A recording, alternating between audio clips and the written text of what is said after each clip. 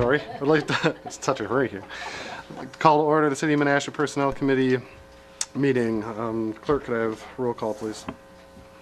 Alderman Nichols. Here. Alderman Taylor. Alderman Collier. Here. Alderman Keehan. Here. Alderman Zielinski. Here. Alderman Spencer. Here. Alderman Benner. Here. Mayor Merkus. Here. Alderman Krautkramer has been excused. Our first order of business are the minutes to approve from the 5/16/16 meeting. Do I have a motion? Alderman Nichols. Thank you. I'll move to approve the minutes from the Personnel Committee meeting of May 16th, 2016. I have a motion. Is there a second? Second. I have a motion and a second. Any questions? Any discussion? Alderman Taylor. Thank you, Mr. Chairman. And Peggy Sino's communication here with us, it certainly sounds like Mr. Buck has... This is on the minutes. Oh, I'm sorry. Okay, so if there's no discussion on the minutes, all those in favor signify by saying aye. Aye. Opposed? Motion carries.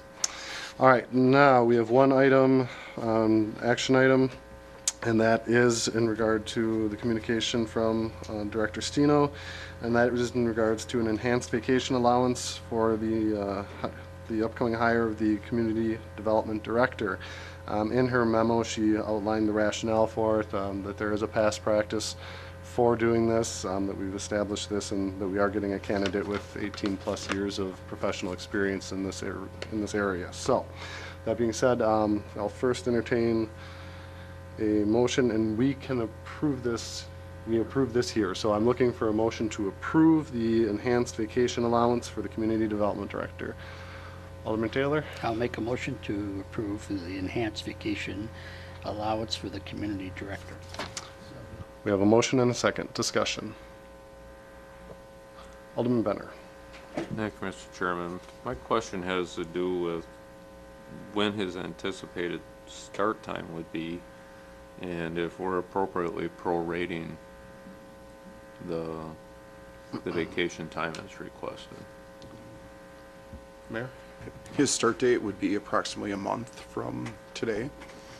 He has not accepted pending the contingency on this. Once we have final approval for this, we would expect acceptance, and he needs to have a 30-day notice from his current position. So it is a little less than half the year and a little more than half the vacation. We felt it was appropriate, being that there are some things that he has planned for the second half of the year already, and this would kind of fit with what those plans were before he looked into this position. We didn't feel it was excessive to ask for 8 days for this year.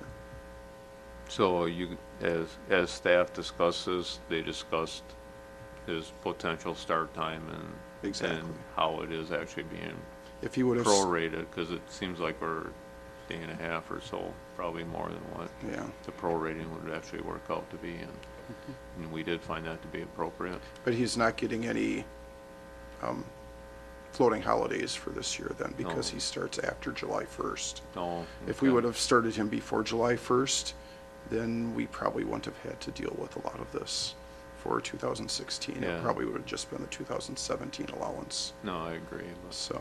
Okay, so that was a lot of the logic that went along with it. Yeah, it was vacation plus personal holidays is what we were looking at. And in comparison to what he currently has, which is actually more than what we're offering him for 2017. Yeah, and I think with professional jobs, experience, and everything that goes with it, there's certainly rationale to try to be comparable, especially if you're trying to attract good candidate. Good candidate, yeah. Okay, thank you. Sure. Alderman Taylor? Thank you, Mr. Chairman. According to the memorandum here from Director Sino, looks like Mr. Buck has a very good past experience, and I think he'll be a great asset to the city. And the second paragraph down, while the hiring position is a mayor appointment, when is the council going to vote on this then? Mayor? The appointment is by the mayor, and the mayor can appoint this person up to the midpoint of the salary range. What we're proposing is at the midpoint. The only thing that the council would need to approve is the additional vacation. So that your vote tonight would be an affirmative on that, and then we would finish the hiring process at that point. Okay, so the council doesn't have to approve this hiring process? They do not. Only for officers, which would be the Administrative Services Director, the Public Works Director, the attorney, and I might be missing one, but the mayor does have the ability to appoint within the parameters of personnel policy. I think that's something the city should look at, and, I think all positions should be approved by the council.